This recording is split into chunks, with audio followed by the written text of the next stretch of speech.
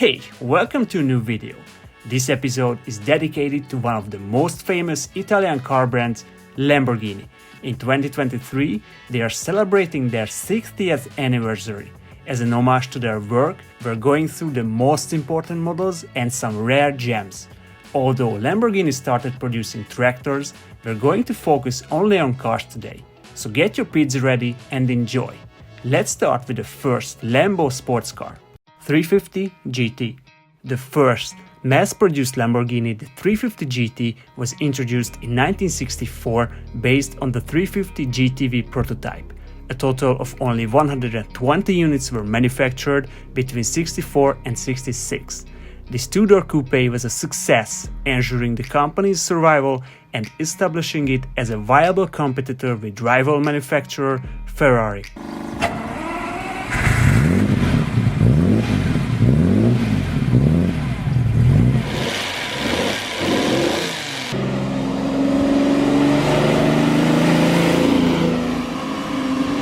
Miura.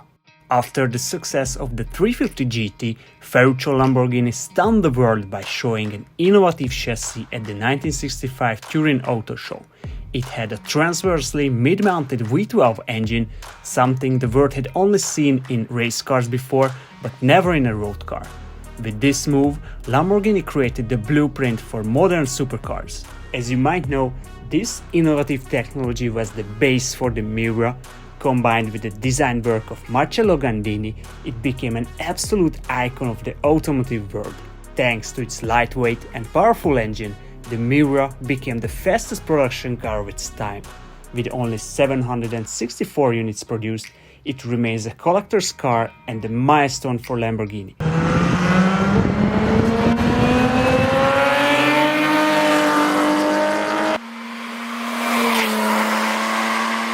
Countach. The Countach was the poster car for petrolheads in the 70s and 80s. Created in 1974, this automotive masterpiece was the first Lamborghini to feature the iconic wedge shape and scissor doors, which have become synonymous with Lamborghini since. Nowadays, we are used to this design, but back in the 70s, it looked like a spaceship, turning heads and gathering crowds everywhere it went. Hence the name Countach, which is a word used for expressing amazement in an Italian dialect. The first variants were powered by the same but more powerful engine as the Miura, a 4-liter V12. Later, the Countach received a 4.8, then a 5.2-liter V12 engine with up to 450 horsepower. Less than 2,000 units were produced, making it a desired classic car and a true testament to Lamborghini's wild spirit.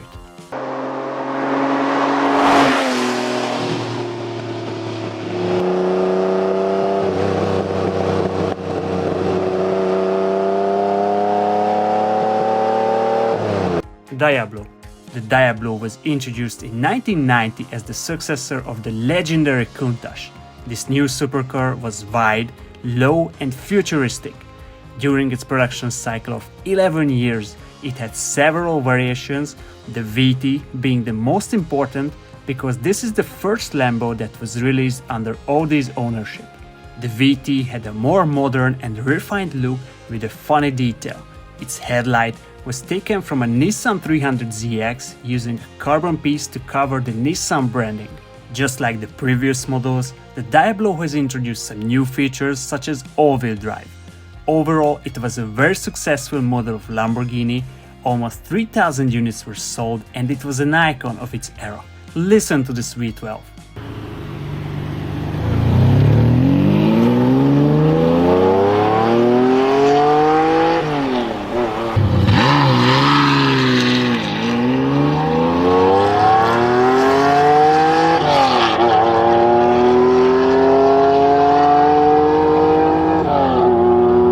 Murcielago.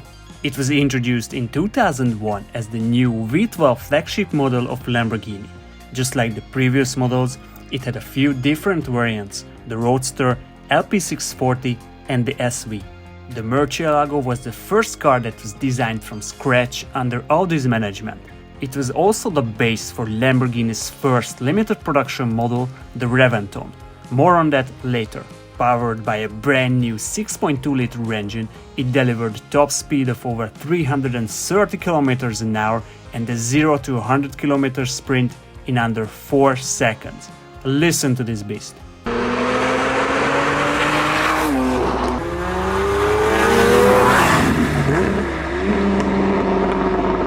Gallardo. It's the first generation of the baby Lambo and the best-selling model at the time, with little over 14,000 units built throughout its production run. The Gallardo had many variants, including coupes, roadsters, two- and all-wheel drive models, the Superleggera being the most powerful with 570 horsepower. It has a few similarities with the bigger models, like naming. It got the name of a famous breed of fighting bull. It also has a similar but less aggressive V shape without the famous Lambo doors. Powered by a 5-liter V10 engine, which was increased to 5.2-liter for the facelifted model. I bet we all love the sound of this engine.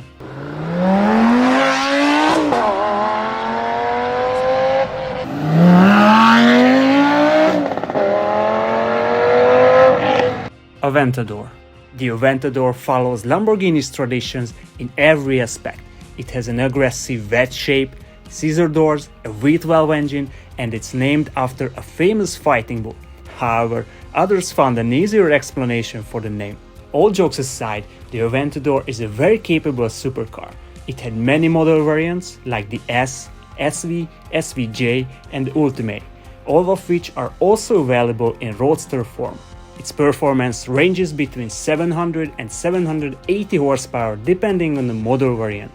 Before its release, the Aventador SVJ set a Nürburgring lap record for production cars, beating the Porsche 911 GT2 RS. The Aventador marks the end of an era, since it was the last old-school NA Lamborghini. Listen to its sound.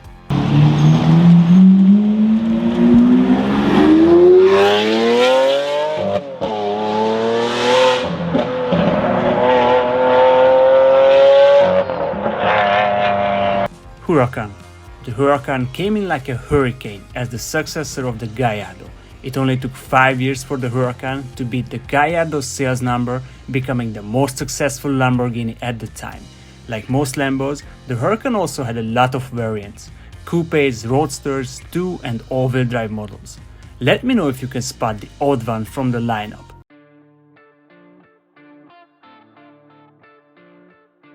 Yes, the Sterato is the newest and weirdest variant of the Huracan. Also, the recently launched STO stands out a little with its wild bodywork. It's a track-focused, rear-wheel drive model. The third most important variant is the Performante. Lamborghini's active aero called ALA was introduced in the Performante, becoming the first Lambo with active aero. Powered by a 5.2-liter V10 engine with a phenomenal sound we all know and love. Listen.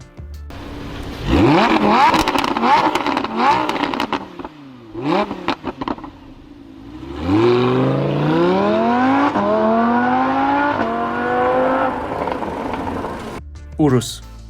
The Urus is a special car for a few reasons. It's the first Lamborghini SUV following competitors like Porsche, Aston Martin and Ferrari. It's also the first SUV according to Lamborghini.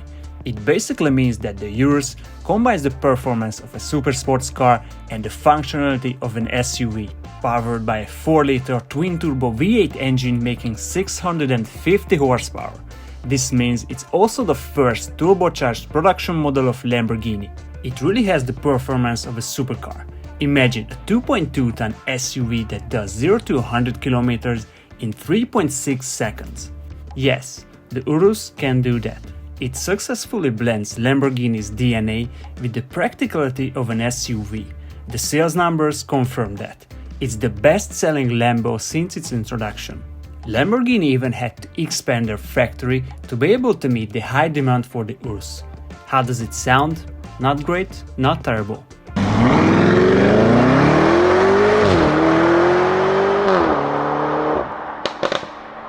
Revuelto.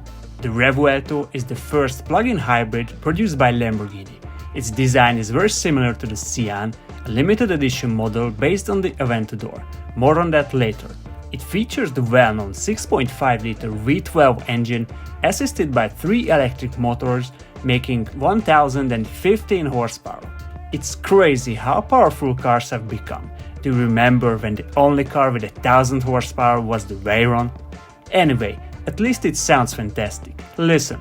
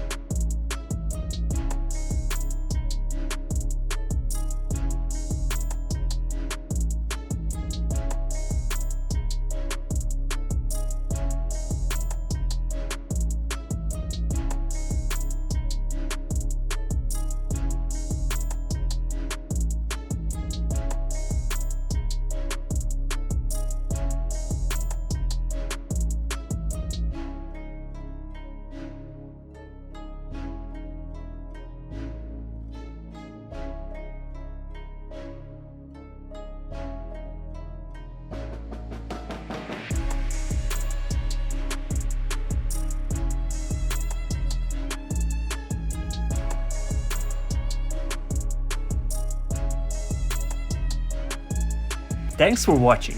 I hope you enjoyed this brief history lesson about Lamborghini. Which is your favorite Lambo? Let me know in the comments below. If you like the content, please like, share and subscribe. See you next time.